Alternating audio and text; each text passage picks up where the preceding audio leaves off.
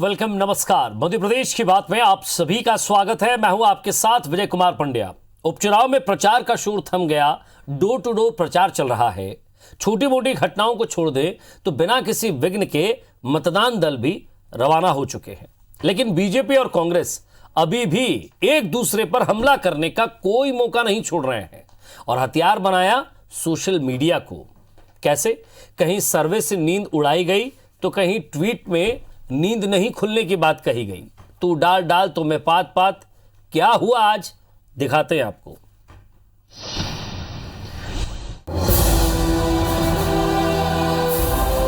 मध्य प्रदेश में 28 सीटों पर होने वाले उपचुनाव के लिए प्रचार का शोर शराबा थमने के बाद अब उम्मीदवार डोर टू डोर कैंपेन में जुट गए हैं। मतदान के लिए अब कुछ घंटे ही बचे हैं। सड़क पर भले ही चुनावी शोर थम गया हो, अब नेता प्रत्याशी सोशल मीडिया के जरिए एक दूसरे पर आरोप प्रत्यारोप लगाकर जीत का दावा कर रहे हैं। मध्य प्रदेश कांग्रेस ने अपने ट्विटर हैंडल से एक के बाद एक ट्वीट करते हुए एक सर्वे के आंकड़े जारी किए हैं। इसमें लिखा है कि ताज़ा सर्वे ने बीजेपी की नींद उड़ा दी है। कांग्रेस के सर्वे पर सीएम शिवराज सिंह चौहान ने मोर्चा संभाला और पलटवार करते हुए कहा कि नींद क्या है, प्रदेश की सेवा करने की ललक में नींद नहीं आती और कांग्रेस की भी नींद कभी जाती नहीं। जाहिर है मंगलवार को होने वाले वोटिंग से पहले सोशल मीडिया पर मोर्चा गरमाया हुआ है। कांग्रेस और बीजेपी दोनों ही सियासी दल एक दूसरे पर हमला कर रहे हैं। हालांकि बीजेपी का दावा है कि पार्टी जबरदस्त बूथ मैनेजमेंट के जरिए सत्ता में बहुमत के साथ धमाकेदार वापसी करेगी, जबकि कांग्रेस का कहना है कि कांग्रेस के साथ गद्दारी करने वालों को वोटर बड़ा सबक सिखाएंगे। भारतीय जनता पार्टी में लगातार चुनाव में पहले दिन से जब भी हम कूदते हैं तो हमारे पास जो एक प्रचार का तंत्र रहता है उसमें हमारे कार्यकर्ताओं का महत्व हमेशा अग्रसर रहता है। भारतीय जनता पार्टी का बूथ प्रबंधन जिस तरीके से मजबूत रहता है और हमारी मंडलों की और बूथ की रचना उसके साथ में लगी रहती है, उसको देखते हुए भारतीय जनता पार्टी को ऐन समय पर कोई भागम भाग करना पड़े ऐसा प्रतीत नहीं होता। निश्चित तौर पर यह जो चुनाव है, बिकाऊ वर्सेस टिकाऊ का चुनाव है, निश्चित तौर पर जनता इसका जवाब 3 तारीख को देगी। 10 तारीख को परिणाम के रूप में सामने आएगा और निश्चित तौर पर यदि इस चुनाव के अंदर बात की जाए तो गद्दारी और बिकाऊ टिकाऊ का मुद्दा प्रमुख है। बीजेपी और कांग्रेस प्रत्याशी अब डोर टू डोर कैंपेन के जरिए ये बताने की कोशिश कर रहे हैं कि वो जनता के बड़े हितैषी हैं। दरअसल कांग्रेस से बीजेपी में गए 25 पूर्व विधायकों के सामने फिर से विधायक बनने के रास्ते में सबसे बड़ी चुनौती खुद को मिले वोटों के अंतर को पाटना है और उन्हें कांग्रेस उम्मीदवार के रूप में बीजेपी उम्मीदवार से अधिक मिले थे। जाहिर है दल बदलने की वजह से 25 प्रत्याशियों ने जो इज्जत खोई है उसे दोबारा हासिल करने के लिए वो और बीजेपी के दिग्गज पूरा जोर लगा रहे हैं। अब देखना दिलचस्प होगा कि वोटर्स की नजर इनायत किन पर होती है। नवीन कुमार सिंह, IBC 24, भोपाल।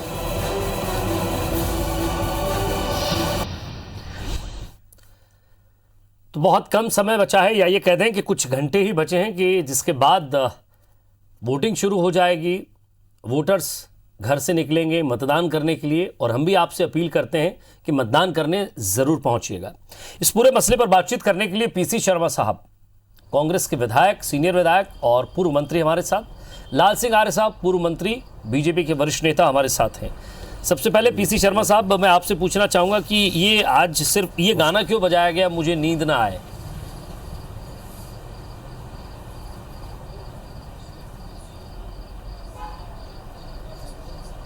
ये भारतीय जनता पार्टी की और शिवराज सिंह चौहान जी मुख्यमंत्री और सिंधिया जी की नींद उड़ाने के लिए ये गाना बज रहा है और निश्चित तौर पर इनकी नींद उड़ी हुई है और 70, 80 सवाएं ले रहे हैं, भाग रहे हैं, दौड़ रहे हैं। पूरा तंत्र इनके पास है और पूरा प्रशासनिक तंत्र का दुरुपयोग जितना कर सकते हैं सब कर रहे हैं, लेकिन इनकी नींद उड़ाने के लिए ये गाना चल रहा है और इनकी नींद उड़ जाएगी। कल शाम के जैसे ही 6 बजेंगे वोटिंग ख़त्म होगी, इनकी नींद उड़ जाएगी। जी, लाल सिंह आर्य साहब। और जी, इस समय नींद मुख्यमंत्री शिवराज सिंह चौहान जी को नहीं आ रही है। जी, चलिए मैं आपके पास आता हूँ। सर लाल सिंह आर्य साहब, आपने भी काफ़ी मेहनत की, राष्ट्रीय नेतृत्व ने आपके ऊपर एक मजबूत जिम्मेदारी दी। उस जिम्मेदारी को निर्वहन करते करते आप पहुँचे, उस इलाके में पहुँचे, पूरे ज़ोर से आपने मेहनत की है। इस मेहनत के बाद आपको लग रहा है कि 3 तारीख के बाद जब 10 तारीख आएगी तो आराम से नींद आएगी या नींद उड़ जाएगी?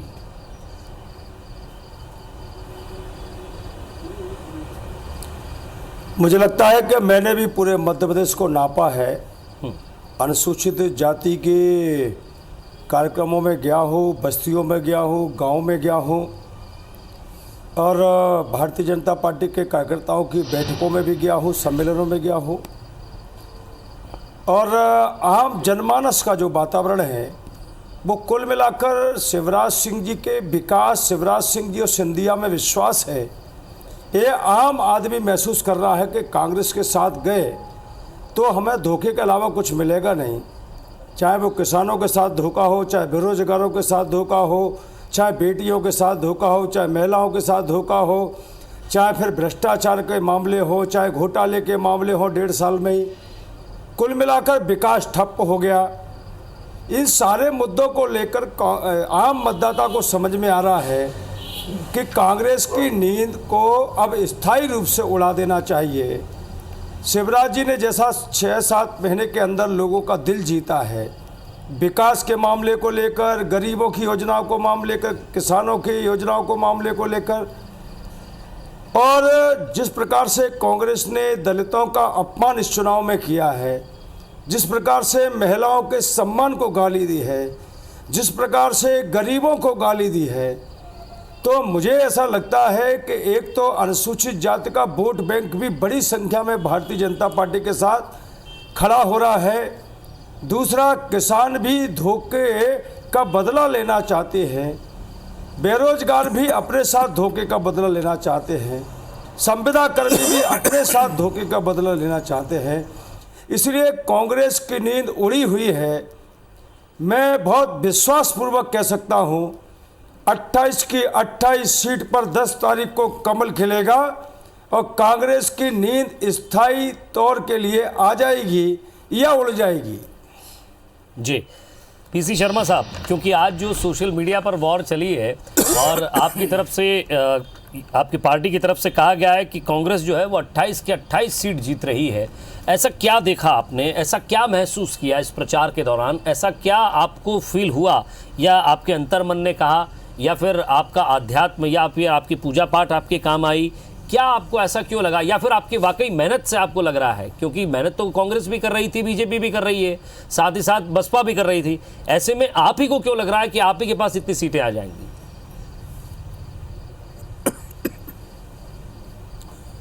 देखिए, ये चुनाव अलग टाइप का चुनाव है।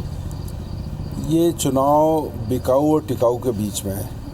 ये चुनाव गद्दारों और वफादारों के बीच में है।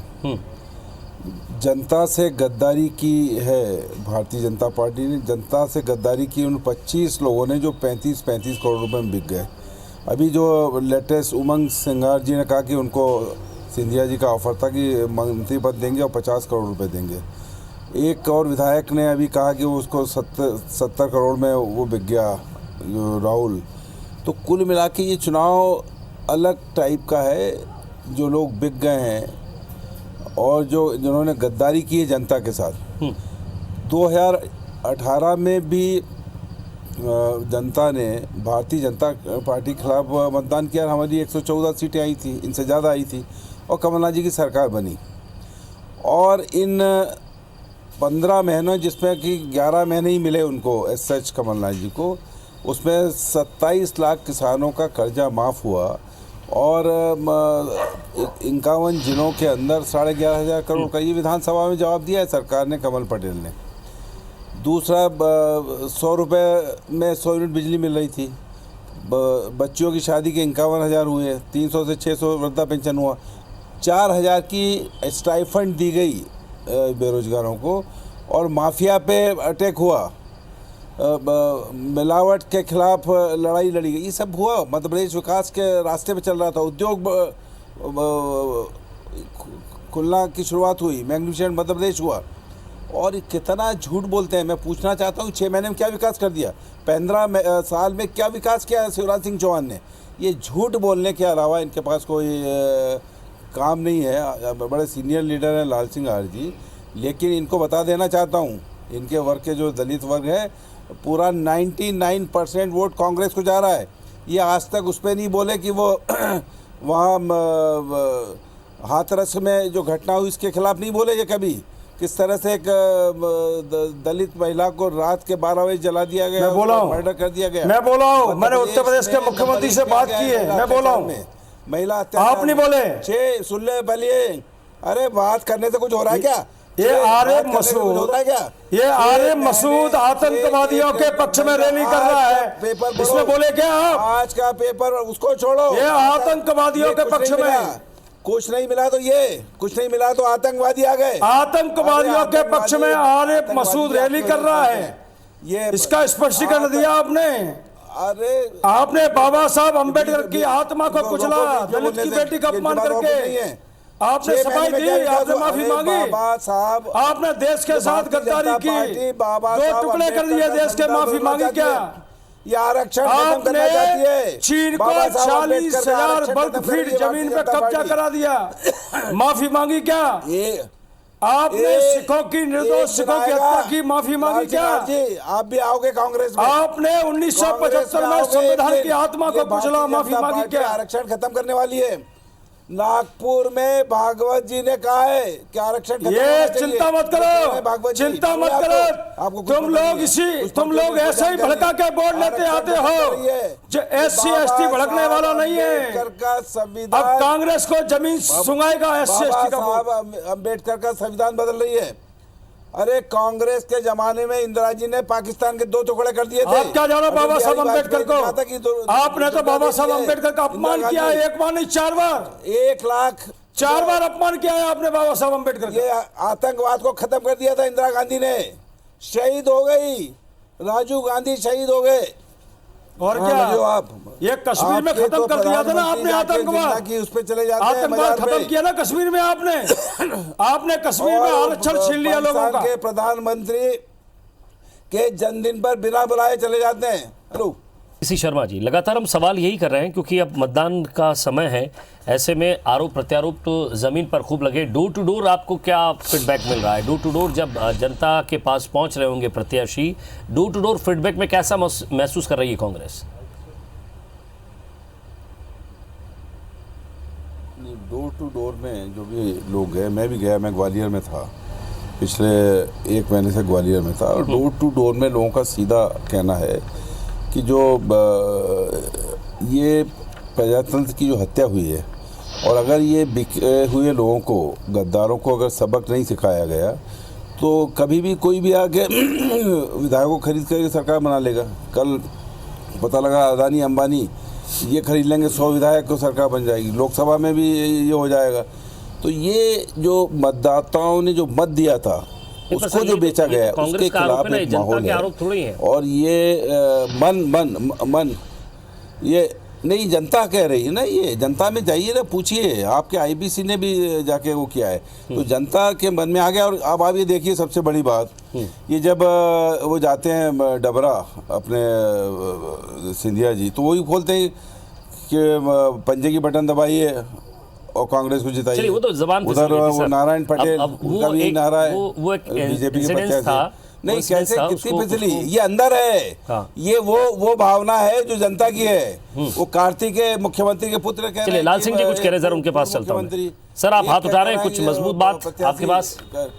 के यशस्वी मुख्यमंत्री कमलनाथ जी, भैया कमलनाथ जी, मैं इसलिए बार बार हाथ उठा रहा था कि तीसरी बार मौका PC शर्मा जी को मिल गया है। भावना का ये मेरा ये कहना है जी,